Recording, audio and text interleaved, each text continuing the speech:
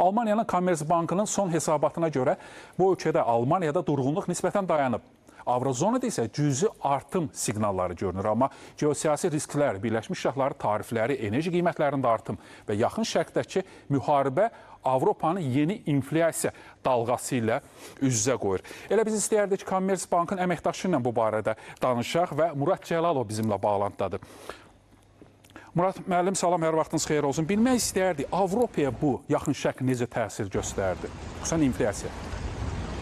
Son günlərdə yaxın şərqdə baş verən kaotik hadisələr və bunun üzərinə Hörmüz boğazının bağlanması dünyada öz mənfi təsirini göstərəcəkdir və qısa bir zamanda.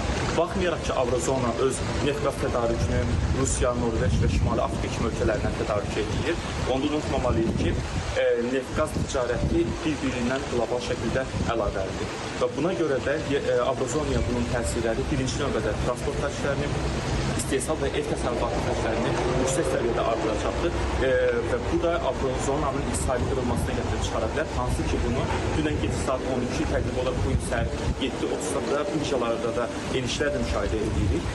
Bu baxımdan da artıq Avrozonada neft-qazdan əsasən asılı olan ölkələr kimi tanınan Almaniya və İtaliyaya da inflyasiya yüksələ bilər. Xüsusi olaraq da istehsalatda qiymətlərin artmasına gəldikdə Avropada, ələxüsusda Almaniyada avtomobil sahəsində, metal sahələrində qiymətlər yüksək səviyyədə qalxacaq və bunu da nəzərə alaq ki, bu yaxınlarda Trump administrasiyası tariflər haqqında planına görə Avrozonada avtomobillərin tarifini və digər sahələrdə tarifləri yüksəldir və bu hadisələrin üzərinə baş verməsi yüksək qiymət artımını göstərir və hətta burada təəssüflər olsun ki, Avrozonada avro valyutasının zəifləməsinə və dolların İsveçrə frankının isə inkişafına gətirib çıxarır.